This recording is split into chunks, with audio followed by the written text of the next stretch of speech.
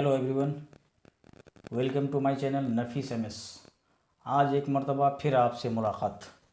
दोस्तों, आज हम बात करेंगे एसीलॉक 150 mg टैबलेट के बारे में। एसीलॉक 150 mg टैबलेट जो मार्केट में सबसे ज़्यादा बिकने वाला और सबसे कम दाम वाला मेडिसिन है, कैडिला फार्मास्यूटिकल।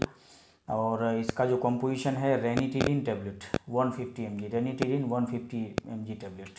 बात करेंगे कि एसीलॉक 150 mg टैबलेट किस काम का आता है, किस काम में यूज़ होता है, इसे किसको खाना चाहिए, किसे नहीं खाना चाहिए, खाने के बाद खाना चाहिए या खाने से पहले खाना चाहिए, ये सुबह खाना चाहिए या दोपहर में खाना चाहिए या रात में खाना चाहिए, इसको प्रेग्नेंट वाले खा सकते हैं कि नहीं, हार्ट डिजीज़ वाले खा सकते हैं कि नहीं, प्रेशर की डिजीज़ वाले खा सकते हैं लेकिन नहीं, जिसका बीपी हाई रहता हो, जिसका बीपी लो रहता हो, वो इसको खा सकता है कि नहीं। आज हम इसी के बारे में आज आपको जानकारी देंगे। तो सबसे पहले समझते हैं कि एसीलॉक 150 mg टैबलेट ये दो पावर में आता है। एक आता है 150 mg टैबलेट और एक आता है 300 mg टैबलेट। जो 150 वाला है वो भी बहुत कारगर साबित है और 300 mg आमतौर पर लेना नहीं चाहिए। 150 mg ही लेकर के जब आपका इनफ है तो आपको 300 mg लेने की क्या ज़रूरत है।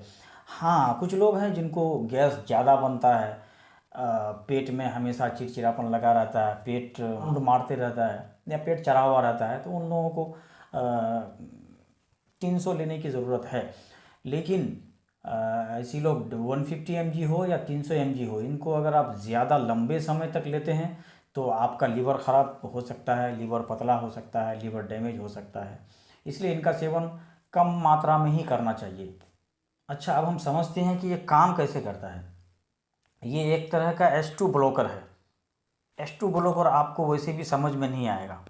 हमारा जो स्टोमच है, स्टोमच में एक सेल होता है जिसको हम बोलते हैं पैराइटल सेल।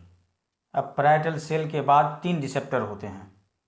एक जो रिसेप्टर होता है उसको हम लोग बोलते हैं गैस्ट्रिन, वो भी गैस करता है। एक होता है बीपी टोटल टॉम, ये भी गैस करता है। और एक होता है H2, ये भी गैस करता है। अब रेनिटिलिन जो है वो H2 को ब्लॉक करता है। अब ऐसा ही जो एंटासिड है वो H2 को ब्लॉक करता है। अब हम कैसे समझें कि हमको किस प्रकार का गैस है। तो अब ये जो एसीलॉक 150 mg है, रेनिटिलिन 150 mg टैबलेट, ये रेनिटिलिन H2 को ब्लॉक करता है। जैसे ही ये ब्लॉक करेगा, अब कम हो जाएगा तो उससे गैस कम हो जाएगी। अब गैस कम हो जाएगा तो हम कई तरह की बीमारियों से बच सकते हैं, जैसे पेप्टिक अल्सर या GRD मतलब होता है जो गैस्ट्रो को रिफ्लेक्स करता है।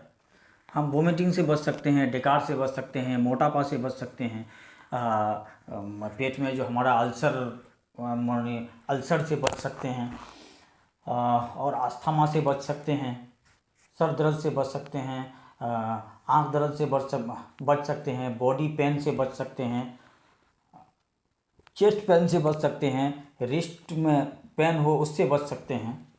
बहुत सारी ऐसी बीमारियां होती हैं जो गैस के वजह से ही अराइज होती हैं। तो इन सारी बीमारियों से हमें रेनिटिलिन बचा सकता है। यहाँ तक तो बात थी एसीलॉक 150 mg की। अब इससे रिलेटेड कुछ साइड इफ़ेक्ट्स भी हैं जो हम अभी आपको बता देंगे। इसके लेने से साइड इफ़ेक्ट्स आपके ये हो सकते हैं कि नींद आपको ज़्यादा आ सकता है, वोमिटिंग हो सकती है, इचिंग भी हो सकता है। कुछ लोगों को गैस मेरा सर पे चढ़ रहा है, तो इसी सिम्टम में इसको बिल्कुल ना लें। इसके अलावा आप कुछ और भी मेडिसिन आते हैं फेमोटिडिन लीजिए या फिर ओमेपराजोल लीजिए, रेविपराजोल लीजिए, पेंटापराजोल लीजिए, आप उसको ले सकते हैं। रेनिटिडिन आपको सूट नहीं करने वाला। अब हम बात कर लेते हैं इसकी डोजेज के बारे में। तो डोजेज इनका ये है कि आप इसको खाली पेट भी ले सकते हैं, रात को सोने के बाद या भी ले सकते हैं, दोपहर में भी ले सकते हैं। इसको लेने में कोई ऐसा ये नहीं है कि आपको खाने के बाद ही लेना है, खाने से पहले लेना है, ऐसा कोई बात नहीं है। आप इसको किसी भी टाइम में ले सकते हैं। जब भी आपको गैस लगे, एसिडिटी लगे, पेट में जलन लगे या कुछ भी लगे, आप इसका सेवन किसी टाइम भी कर सकते हैं। खाली पेट लें तो बेहतर है, रात को सोने से पहले लें तो भी बेहतर है।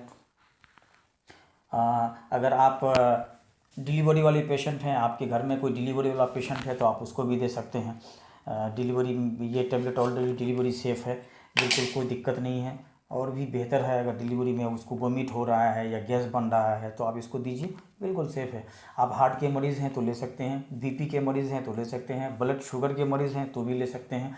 मतलब किसी भी कोई सा भी पेशेंट इसको यूज़ कर सकता है, कोई परेशानी वाली कोई बात नहीं है। तो दोस्तों आज के इस वीडियो में सिर्फ इतना ही जानकारी देना था। अगले वीडियो में फिर कुछ नए प्रोडक्ट के साथ हाजिर होंगे। तब तक